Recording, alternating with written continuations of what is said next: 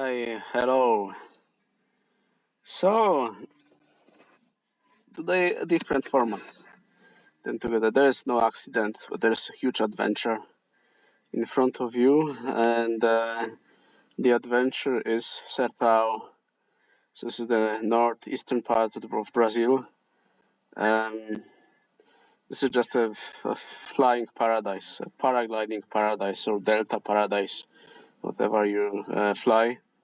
Um, it's an incredible place. And this episode of this movie is gonna be about safety aspects and in general aspects of flying there without the winch tow, because there is a strong trend in the last years actually in this region where people fly actually using winch tows. So they come into join organizers, like organized groups, and then they actually go some places where they can take off on the winch. They take on the winch, they fly with the wind, and then they actually get land, they get picked up by the organizers, and then they come back. So this is basically like the typical picture of flying paragliders in the region in the last few years. It hasn't always been like this, but it has converged to this actually because it's very efficient. So actually, you can take off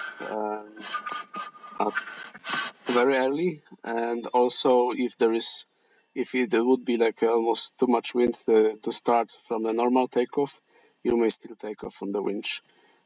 So this is one reason for that. And then if it's organized, so they're gonna pick you up relatively quickly, and then you may fly again the next day if your flight wasn't like 500 kilometers, and if you did like 500, then you lose one day anyway. And this is actually where people are doing those flights. They actually fly with the wind, and they fly over 500 kilometers on a pretty regular basis. Over 400 kilometers long flights are really, really common. Over 500 kilometers, they happen pretty a lot actually, like frequently, relatively, on the nice weather. And so this is just like a place to make like record flights, but at the same time, depends, because if you fly like with the winch, I believe this is a little bit pity, because this place is too beautiful and people are so nice to just do this, because then you are kind of like shielded from Brazil. If you just if you land, you wait for the car to bring you back to the takeoff, and then you take off on another day from same place. But this is the safest way for sure to do this, to fly in this region. This is the safest because when you take off from the winch, you avoid lee sides, because you actually take off from flat areas, and so even if there's strong wind, and this place is characterized actually by, those winds, they are like western, southwestern, and sometimes northwestern winds, and typically they are at least 25 kilometers per hour, basically, and they go up to over 60. Yes. So not so frequently, but most of the time they are between 25 and 35 kilometers per hour. Let's say this is, I would say, most of the time, and then sometimes they are a bit weaker. Actually, not so much. Not in the morning, because the system here is also strongly influenced by the sea. So you get like the kind of like the breeze coming here to the land, and depending also where you are. Here, for example, in Tasima, this actually the effect that allows you to take off like at basically half an hour after sunrise, and a few minutes later you have like 2 meters per second climbs. Maybe not a few minutes later, but let's say 1 hour after sunrise, you get like you get very strong climbs, because there's like this air coming from the sea. It's not the breeze as we know it in Europe, which actually is cutting off thermals. This air coming here is actually taking thermals, creating thermals. So you have, and here the system is a bit different, but in general, there is always over 25 kilometers per hour wind. Yeah, you could assume this. So, and often more. So basically, this is why taking off with the winch is safe for this reason. It's also safe because you have someone kind of like watching you and coming after you in case something happens. And also, since you land and they pick you up, you don't have to move around. So also, you could also you eliminate the risk that you meet some bad people on the way. Although from my experience, but I just have 2 months of experience in Brazil, so I don't have so much experience there. But in my time there, I have never met a bad person. This is also maybe some luck. Okay, so now if you go there for the winch tows, this is the safest way actually, and this is what you can do. But it's pretty expensive. Even for our European kind of like standards or US standards, it's pretty expensive. Depends. There are many providers who do this, local guys, and there are also some Swiss guys. So the price may differ. So you should ask them. But basically, the price level is high enough so that actually I know many people who would love to go there, but they don't go because they say it's just too expensive flying there. And this is a pity, because it's actually, this area of Brazil is the poorest one in Brazil. So it's the life there is very inexpensive. So everything is very inexpensive. Just winch tows and this recovery service. Actually, this is, and the hotel and so on is also not so expensive. But this organized tours that includes like a winch tow, recovery service, and the hotels altogether. This is then pretty expensive. If I remember correctly, it was something around 150 euros per day, but I'm not 100% sure, so you should have to check this with the providers. And so this is the safe way to do this nowadays. Actually, this is why probably people do this so much, I imagine, because there's, if you want to go like for long flights, this is how you would actually do this, because it's efficient. You have the still opportunity for a relatively safe takeoff, or for sure safer takeoff than in the mountain if there is a lot of wind, and you need to have a lot of strong wind, actually around 40-50 to get to do this record flights like 400 or 500 kilometers. You can do it with less, but if you go over 500 kilometers, you need at least 40 kilometers wind. So basically this is the reality there, and then winch tow is the safest way. And now, so this is the first part of this introduction, but the actual topic of this video is flying without the winch. So you already know it's less safe because of that, because of those.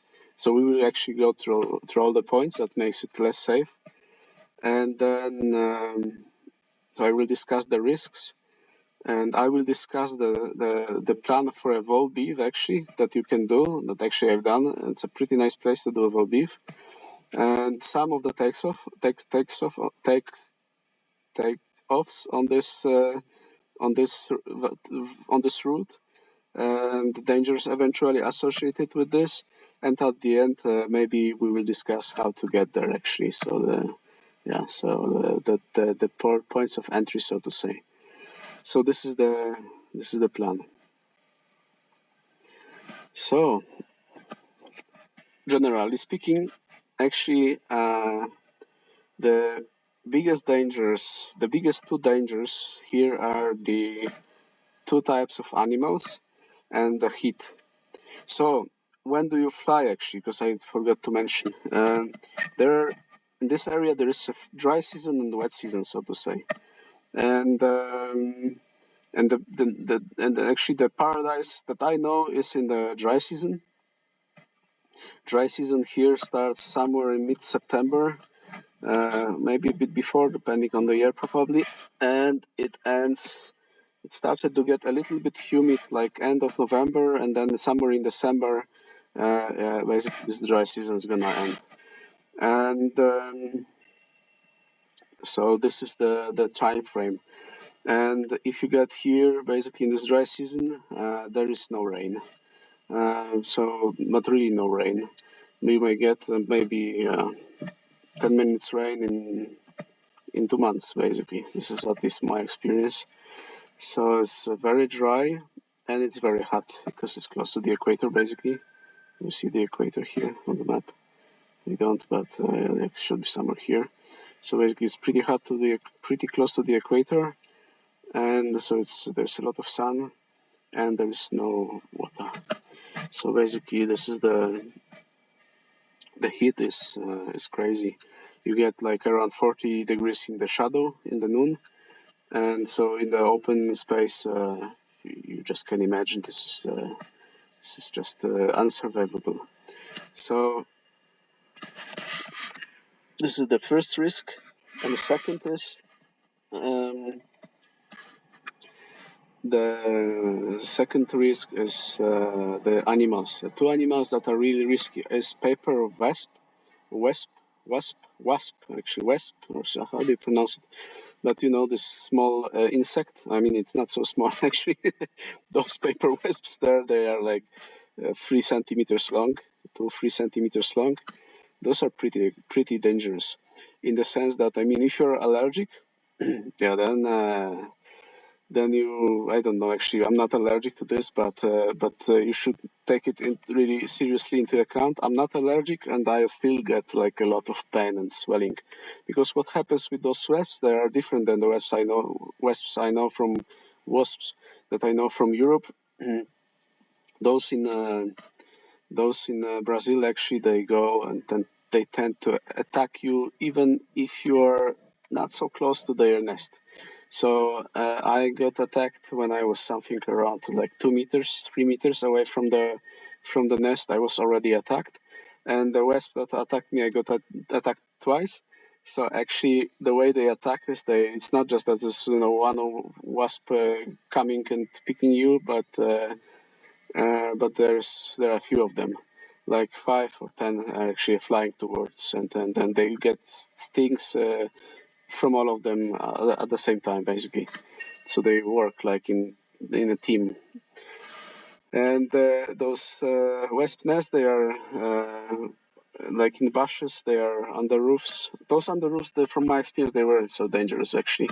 But those in the bushes, you have to really take care. Once you walk like through the bushes, you have to be really vigilant because of the wasps, and because of the second big danger here are the snakes. And actually, this is the rattlesnake that's the dangerous snake here. There are enough of those. I mean, I haven't seen one, but from what I've heard from the people that I met, this is a very present risk there. And they're actually, the rattlesnakes, what happens with them is they come. I mean, they eat mouse or rats, basically. And so they come where the mouses and the rats are. And this is close to where you have some kind of grain or stuff like this. So actually either close to villages or close to some place where they were harvesting, and there may be some kind of grain lying on the ground. And the big danger, I mean, they are not aggressive. From what I heard, from what I read, they are not aggressive on their own, so they won't come to you and attack you. They have no interest in this. But if you step on them and they feel threatened, then they will attack you. And yeah, and then you have to. This is basically when they bite you. I mean, they are able to kill a cow. So actually, there were guys telling me that actually the cows got killed by those rattlesnakes from the inventory. So you can just imagine. And then you need some kind of serum or something like this for this, but the problem is where to get it. Because the roads are many places. The roads are really bad, and so maybe until you get to some place where you can get it, then maybe it's too late. So the first and the most important rule to avoid the rattlesnakes is you avoid high grass. You only walk where you see the ground and you really watch the ground. And in case you are forced to walk in high grass, then you have to keep like a stick in front of you, like a long stick, and like move it in the grass so that if there is some snake that you can make him leave. So this is from what I learned. So those are the biggest dangers. I mean, those two animals, wasps, snakes, and the heat. And now coming back to the heat, you get used to, I got used to this. I'm extremely resistant to heat, actually. Like in Europe, I was able to fly, gliders where you get a lot of heat in the canopy, like waiting for takeoff in extreme heat where other guys, they were passing. So I'm extremely resistant to heat. But when I arrived in Brazil, and I wasn't able actually to stay outside shadow like between 9 a.m. and 6 p.m. basically, like in the first 2 weeks probably, because it's so fucking hot. And even if you stay like in the shadow, so basically imagine you land somewhere, and actually you learn pretty quickly when you fly there that you want to land near a tree. There are many trees actually, a tree with leaves. In this area, in the dry season, there are tons of trees, but actually they have no leaves. So if you land like in an area like this with those trees, it's very difficult to get to walk through this because it's pretty wild. But so you're gonna be really like hindered in walking, but you're not gonna be protected from the sun. So actually, it has happened to me once, and that I landed in a place like this by accident, and it took me just 1 hour. I mean, in the straight line to the road, that was probably like 1 kilometer, even less. But it took me 1 hour to get there, going through all of those bushes. And when I got there, and it was around noon, because I landed pretty early, and so in the full sun, and I had a hat, of course, but anyway, when I got out to the road and the first house, actually, I was pretty destroyed. And I drank something like 4 liters of water, just almost in one, just glass of water after glass of water. So so this is actually the big danger. And so in order to cope with this danger, whenever you fly paragliders, you have to always have a safe place to land, which in general terms means a place where you can live safely, like on the ground. But flying in this area, in this dry season, in this sun, safe landing means something more. It also means that you have to have like a tree with leaves. And there are very rarely, but from every now and then there is like a huge tree with leaves and giving a lot of shadow. So actually landing safe in this area in this season means landing near to a tree like this. Because if you land like in open space around noon, it can be critical pretty quickly. So I was also flying with 8 liters of water. And if you stay just in the shadow, like under a big tree like this with a lot of leaves, and you have a really nice shadow, and I was staying there at the beginning, let's say I landed early, so from noon or 11 a.m. until 5 p.m. So over those 6 hours, I was actually drinking around 4 liters of water, just by staying in the shadow, where you have 35 Celsius in the shadow. So this is, this is pretty extreme. And so it's also, this is a huge factor, a risk factor. Imagine you land and you injure yourself and you cannot walk, and you don't have this shadow. So I imagine you have little time left in the full sun. So this makes it all pretty extreme. and pretty dangerous in a sense. So it's again like it's always good to have someone who's watching after you, just in case like this. So the heat is a huge danger. Shadow is very important. So you had this animals, heat, and then another big danger, of course, is the wind. So the wind is dangerous because, as I said, the wind is strong. So what you try to do is basically you try to take off when there is less wind. And the less wind, it depends on where you actually are. Because the wind profiles over day are pretty consistent, but they are different. So in Tasima, for example, this is the place here, most to the east, and you get this. You can actually see. So the sun rises around 5 a.m. more or less, and there is typically very little wind in the morning, like on a typical day. You have very little wind in the morning, and then the wind is picking up. So you actually see like a front of the air coming from the sea inland towards the land, and actually the wind is picking up. And once you get this air coming from the sea reaching you, then you actually get too much wind to take off, because you get 35, 40 kilometers per hour. And this is at 6:30 basically, often. So at 6:30, so the sun rises around 5:30. At 6:30, it's already too late because there is too much wind. So this place, my experience is you want to take off before 6. So basically, and then you take off around 6, you have something around 20 kilometers per hour wind. You stay on the ridge, because you have like nice ridge here. You don't see it, but this is all ridge. Maybe I switch to... So you get this ridge, and then you wait actually for this air from the sea, and then this air from the sea is also actually very, very thermally active. So around when it comes around 7 a.m., even before, like 6:40, you already get like a little bit later maybe. At 7 a.m. you already get first thermals, and around 7:30 I think you already get like 2 meters per second. But the basis is still low here, so it's still a bit too early to leave consistently. But this is basically the reality here. So this place is like, again, you have a very small window without too much wind in the morning.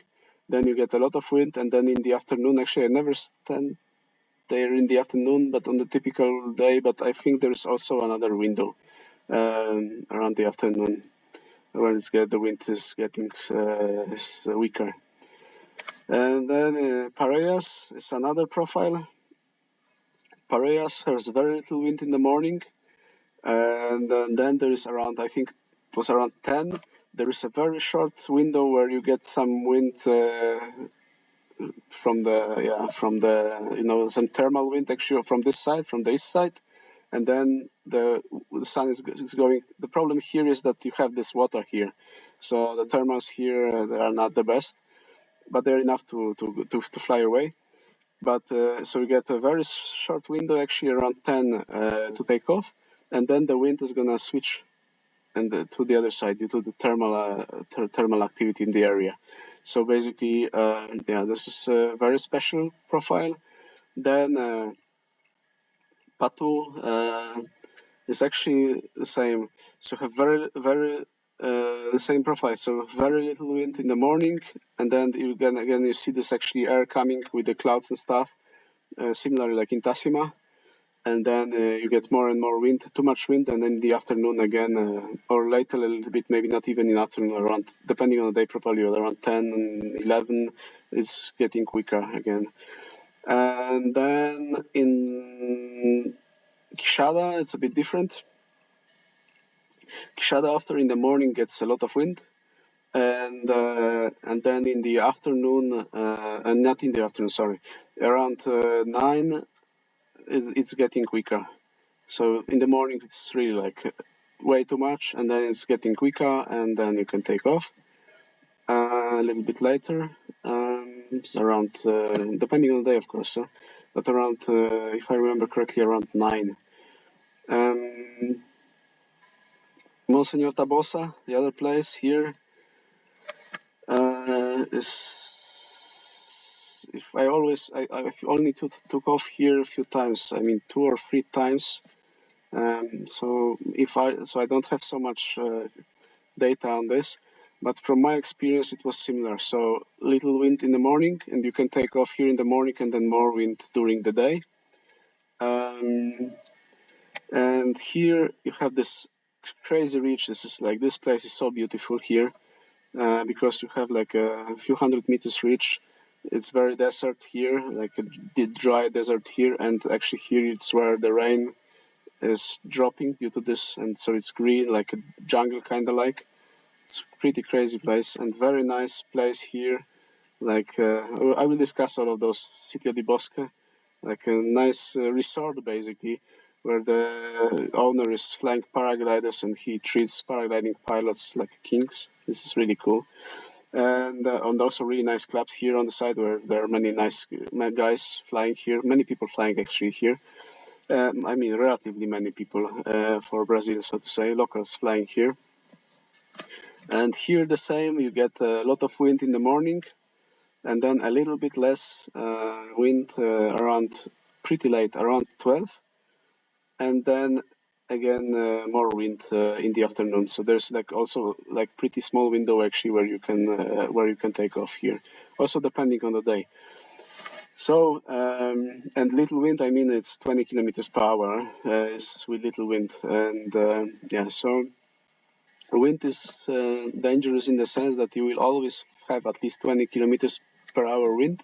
Sometimes during the day, on some days the wind gets weaker, but in general, but also just some days. But in general, you fly with 30, 35, 40 kilometers per hour wind. And in order to do this, so first thing, the takeoff. In order to cope with this danger of strong wind, so the first thing is takeoffs are you have to master takeoffs basically. Different places, the difficulty of the takeoffs are different. I will go through all of the takeoffs a little bit later, but in general, you have to have perfect ground handling, and then you have to have practice taking off at 20-25 kilometers per hour wind a lot, so that you're doing this safely and consistently. So really like going to some place where you have like if you fly a lot, like if you're flying in England, like those guys are flying like soaring, then this is what you do. But for example, I was thermal flyer, and actually when I came here I was pretty confused at the beginning with this, and then I also did some mistakes, and some were actually dangerous. So you have to, there are videos on YouTube also explaining how to cope with strong wind. This is actually what I was doing sitting here. But you really need to know what to do. And if you're just discussing like taking off the strong wind, there are 2 ways of taking off. The one is you do a cobra launch basically. So you put your wing on the side and you launch over the edge of the power window. And the second is you build a wall behind you, and then you move your wing quickly through the power window and running towards the wing.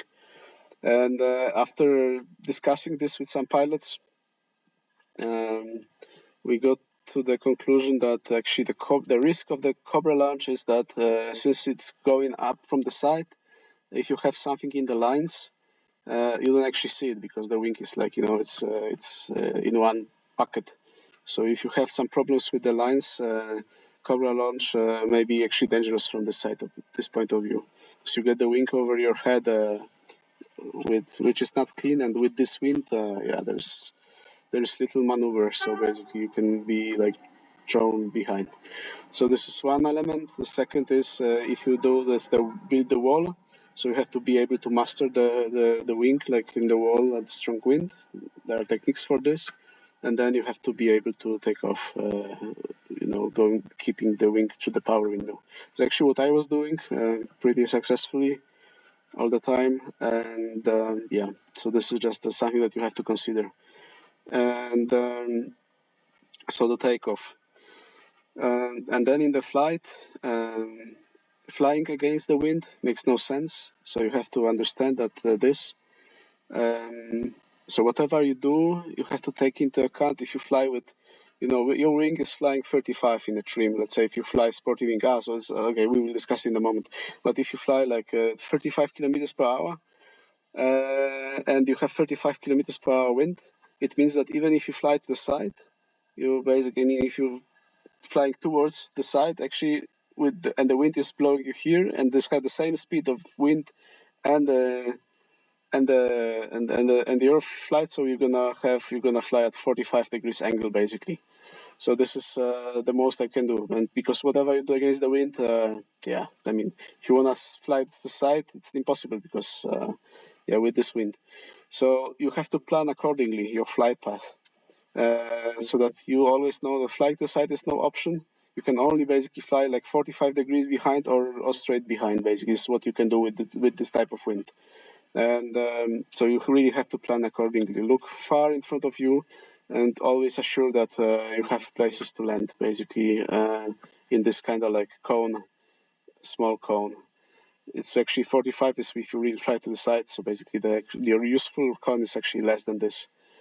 So this is something that you have to keep in mind when you travel. Of course, if you take off, once you take off from a place like this at strong wind, there is another element. Of course, there's lee side behind those mountains. So whatever you do, you have to take this into account. You have to take thermals in front. So basically, not at the edge, but really flying a little bit and searching them in front.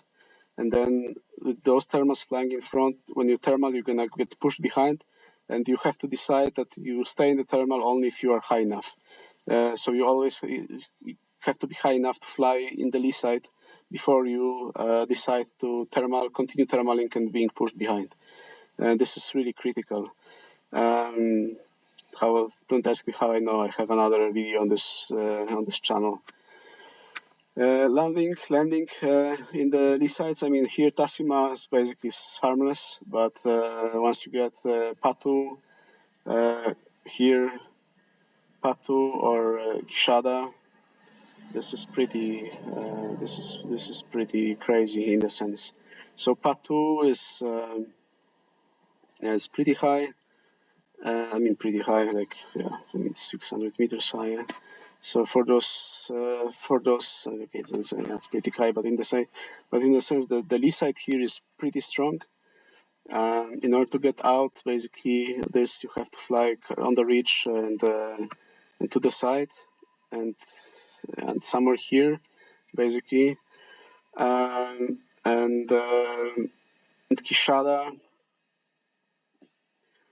Kishada here is.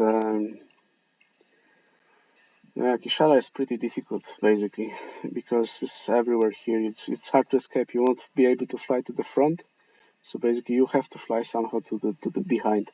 Now, most of the days that there are really nice thermals, so there's no problem. You fly here, you find a nice thermals, and there is actually no doubt. And actually, there is less wind in general than in other places. In general, you cannot generalize, but in general, yeah, it's a little bit less wind, and the thermals are a bit easier to catch. But if you don't, for some reason, it has happened also to me, it's gonna get really turbulent. And it's really turbulent. It means you really have to be like a kind of like SIV efficient. This is one level. But I would really say that you really do some basic acro maneuvers, like, at least 200 stalls. You have at least 200 stalls. So whatever happens with the wing, and you know, you got like spiraling, like SAT, going out of SAT from spiral, and you know, like huge movements of the wing. That's not a problem with you, because this is what you will actually sooner or later. My experience is you not get in a lee here, and those are gonna be strong lees. So you really have to be solid with your skills of controlling the wing, actually, like in this extreme conditions, in extreme turbulence, kind of like, because this is what you will get if you fly in these mountains. One reason is if you get to the lee side, this is where you get it. The second thing is that you really have nice thermals here. And nice thermals means that you get like 5 meters, yeah, a lot. 5 meters per second is pretty normal here during the day. And this mixed with the strong wind, and then depending also where you are, in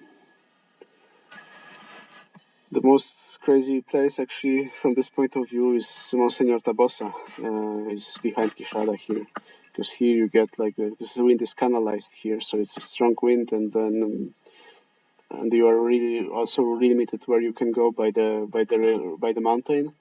So you get like a canalized strong wind, very strong thermals around here, and it's pretty crazy air movement. So you really need to be confident in mastering your wing in extreme situations. Even though it's not about collapses, but I mean, I didn't get any collapse here, if I remember correctly. Not a single one in 2 months flying here, but but but still the movement of the wing is crazy. And if you do a small mistake with so much wind and the relief, it's pretty scary. So this is a huge danger again in the air. So planning for the direction of your flight, taking off must be really perfect.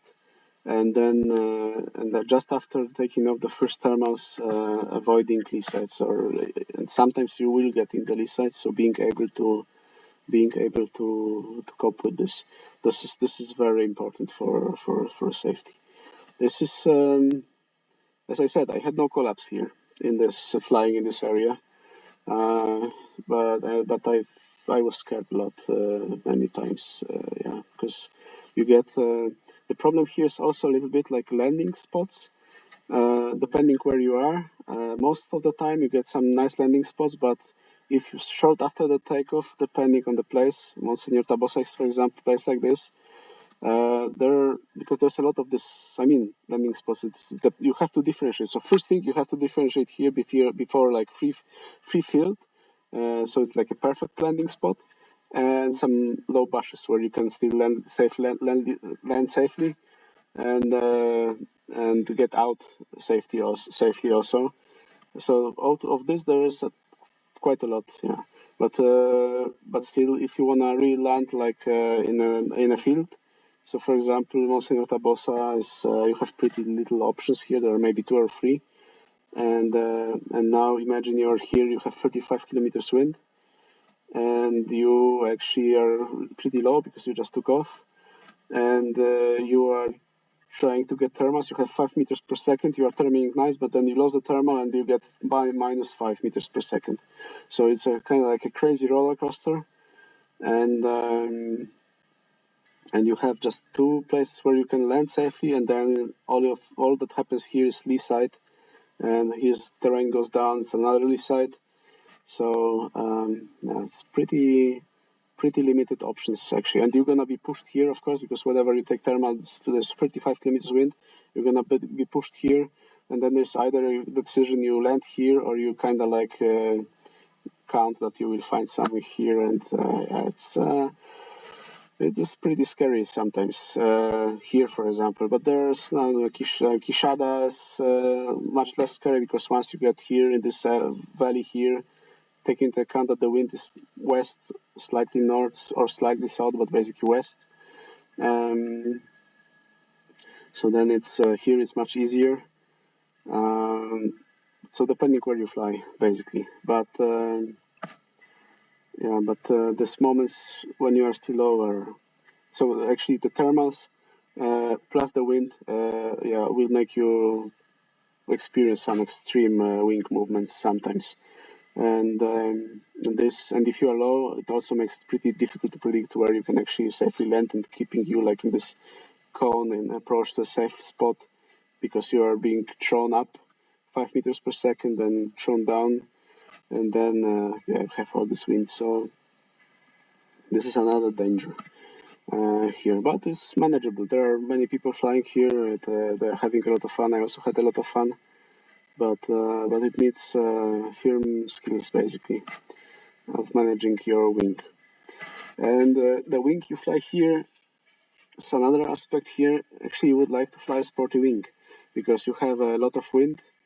So you would like to have a wing that is flying pretty quickly, so that if you get some shitty place, you may still get a chance flying a little bit against the wind if it's necessary, or even staying on the ridge, yeah, and not being blown behind the ridge. So in order to be able to do this, you need to have a fast wing, and in order to fly a fast wing means basically like END or CCC. And if you wanna fly fast wing safely in these extreme conditions, you have to fly a lot, be very recent, and do basically like basic acrobatics, yeah, with your wing, and be really like confident in handling the wing. So this is yeah, it's not for beginners, unfortunately. Although there are some places where where beginners fly. This ridge is actually a place where I met many beginner pilots flying. But actually, the problematic is similar. I mean, it's dangerous from this point of view that you get strong thermals mixed with strong wind, so you're gonna get a lot of turbulence. The point here is, yeah, the wind is here. If you fly low here, the wind is a little bit less strong, so you may still be successful flying like a high B wing or C wing. Many people do this, but still, again, you get a little bit less maneuver, like freedom, if the wind gets stronger, which may also happen. I didn't experience this on my own, but I know from a relation that you may get like 20 kilometers extra wind coming. This is a huge open space, basically. I mean, from here, huge open space, the freaking ocean. So there's not much thing shielding you from the strong wind. So if the wind is getting stronger, it's just getting stronger.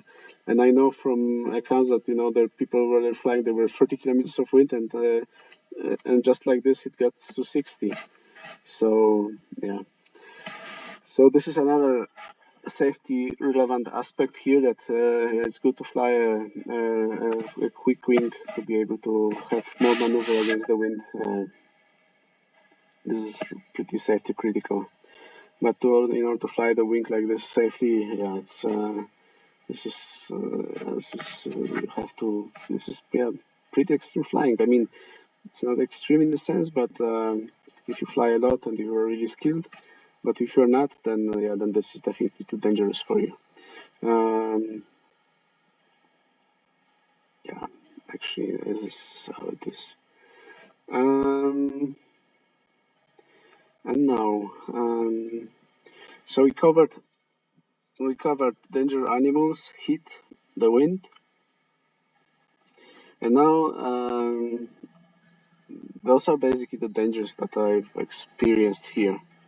There's another danger that I've heard about, but I've never experienced, and not even close, and it's hard to assess to me actually. But how the way based on how the people behave, um, it's not so clear to me actually.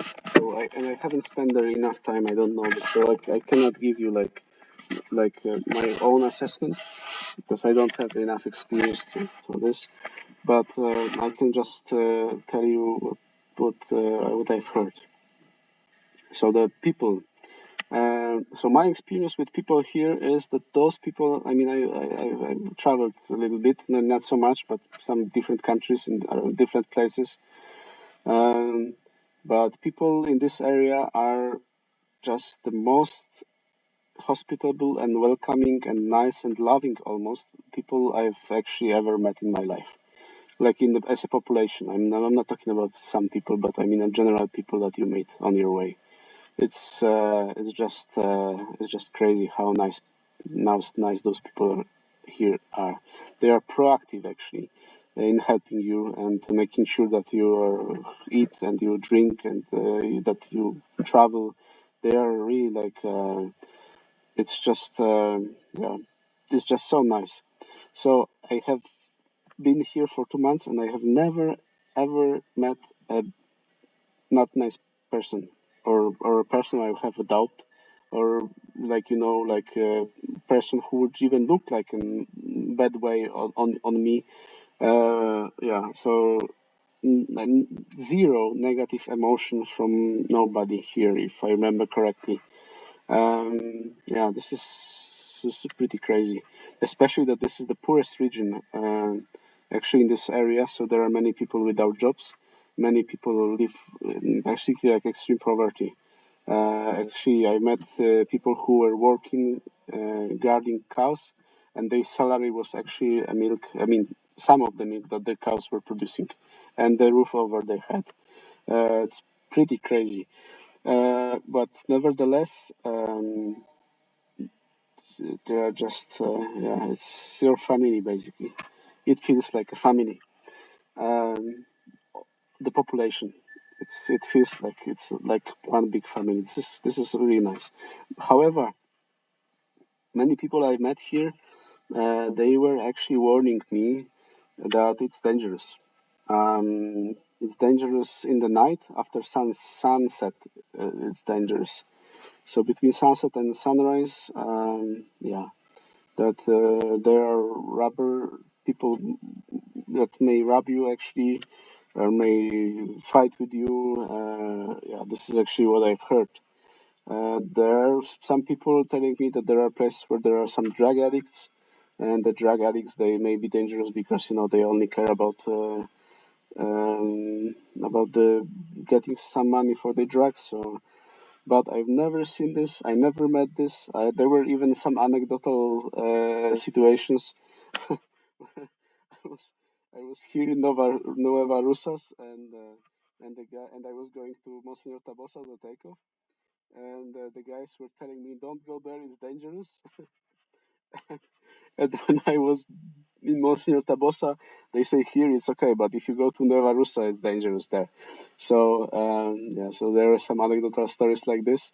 But yeah, but so I'm just relaying you to what I heard from many people actually, who told me that traveling there by night is dangerous.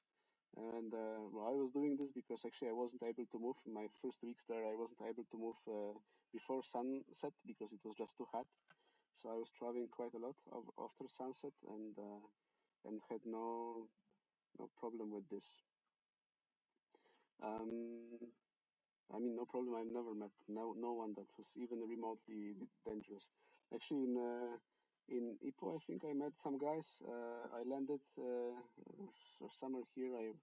Yeah, somewhere around here. I met some guys um, who were actually offered me like I actually asked them for the Wi-Fi because they have everywhere. But this is another story.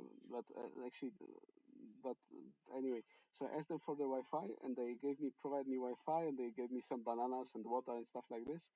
And I noticed that one of the guys, he was actually wearing,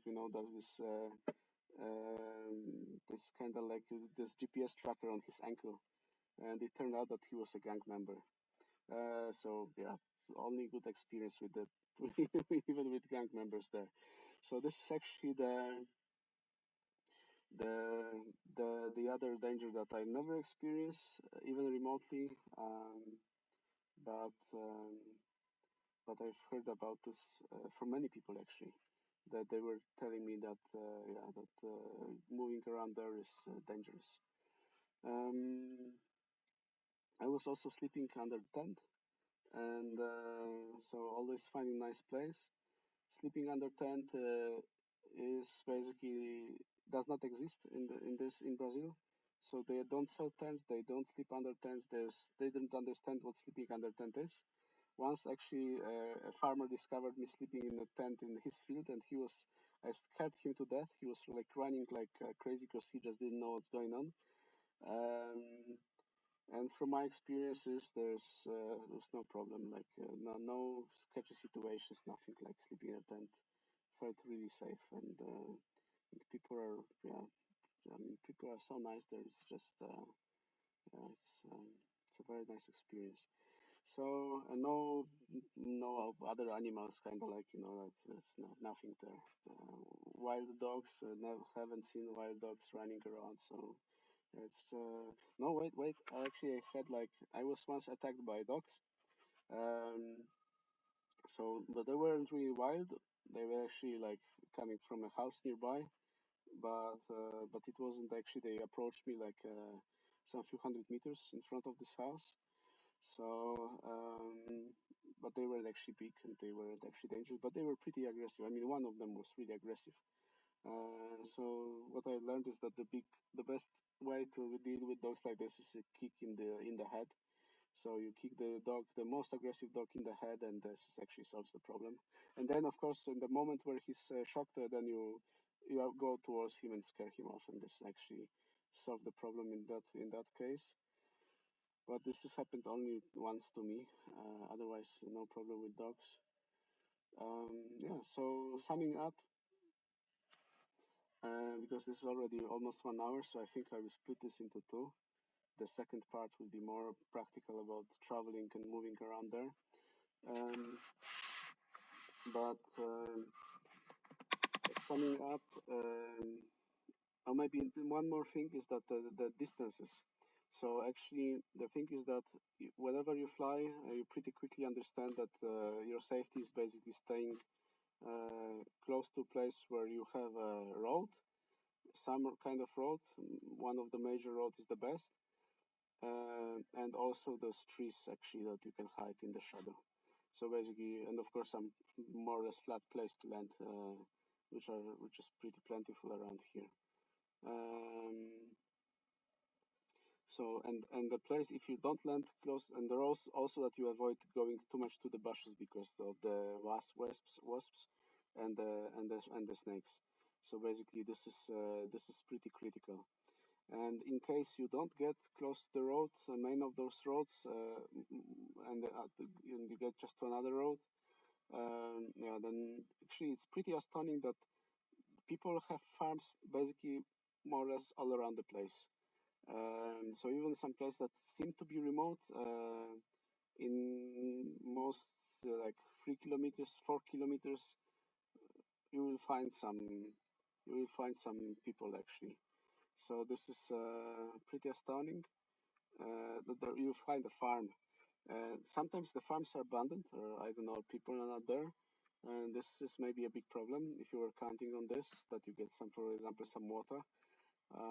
But otherwise you have to be prepared, like to walk sometimes for some 3-5 kilometers, from my experience, not more, until you get to some road where there's someone coming and will take you with whom you can ride while hitchhiking. And actually, you will do a lot of hitchhiking on motorcycles here over shitty roads, like because there are not many paved roads here, so most of the roads there will be unpaved. So you will drive on a pretty shitty unpaved roads with some rocks and very uneven on small motorcycles sitting behind. So another important critical thing for that you can actually do this more or less safely is that you put your helmet on, and the helmet you take with you is maybe you also take into account that this is, you will have two roles. So one protecting you in the flight, which is actually not so dangerous as protecting you while riding those small motorcycles, because this is actually the danger. The danger. It's really like I was mostly scared actually riding those motorcycles, most scared than flying in these crazy conditions. So take into account this, that you have a helmet that you can put on, and maybe some clothes, motorcycle clothes, but it's so hot, so it's a bit difficult. But just in case. You have like a motorcycle accident. And motorcycling, basically, the most important thing is to have clothes that if you slide on the asphalt, then you don't, get your meat actually like scrapped away on the asphalt. So some clothes with protectors, some leather is basically what you use, but here it's not impractical. Especially that the other important factor is that you have a very light equipment basically with you. So in case you ride those motorcycles, because sometimes you will ride those motorcycles for 20 kilometers until you get some point where you can actually get a car or bus, so that you actually are able to sit on a motorcycle with your backpack on your shoulders for 20 kilometers. This is not so obvious. So and still having the water with you and stuff, and yeah, so this is not so obvious. So light equipment is very important, so that you can walk in this heat, and even you'll not be able to walk during the day, but in the evening. Me actually at the end of this, after a few weeks, I got used to this so much that I was able to stay outside and walk uh, from in the mornings until something like 11 a.m. and then after 2 p.m. again. But if you get used to this and you are very resistant to heat, like actually I am, then it's possible. Um, but yeah, but but in order to do this, still you have to have light equipment. This is important, and it's also important that you understand. I mean, there's only one fruit actually that gives you emergency water there. This is cashew. Um, and cashew, if you check it, then you will see actually it has a lot of water, so it's pretty cool. And that those trees, they are not so frequent, but they are frequently in those places where you really need water, basically, like really dry places far away. Then you actually cashew is pretty cool, but you cannot eat the cashew nut actually without roasting it. So just keep this in mind that this is toxic. So you can only eat the fruit, but not the, but not the, uh, but not the nut. Okay, well that was pretty long. So we will end it here because it's already 1 hour. It's crazy, and so we just discussed basically like the how to do it the safe way and boring way, so you're taking off with the winch, or how to do it the adventurous way, like meeting people and discovering crazy landscapes and yeah, really nice landscapes, really nice places. But the people are really like this is the most value actually, like meeting those people, learning about how they live and what they do. It's very interesting eating what they eat, and also like going through all those cities and then yeah, visiting them. I mean, they are maybe not so interesting, but there's pretty nice foods there, and yeah, so it's a pretty nice adventure.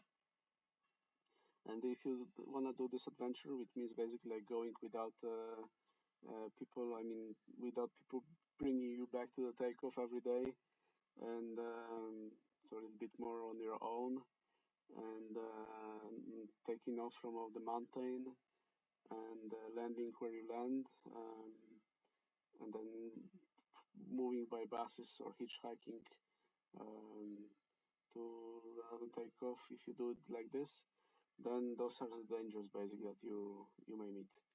And yeah, and you should for sure have someone. You should for sure have like a GPS tracker with InReach. But how effectively would InReach SOS button work here? I have some doubts. So I just recommend that you have someone watching over you around here, and yeah, so that in case you turn your ankle and you cannot move, mm, and you have to stay in the sun, maybe you're dead already. So yeah, it's pretty extreme. Imagine in the sun you have something like 60 degrees Celsius. So if you have some trees without leaves, then you also have to have a tarp, or you just may put your wing to make you some shadow, and so maybe this is how you could survive. But there are some places where you don't have this.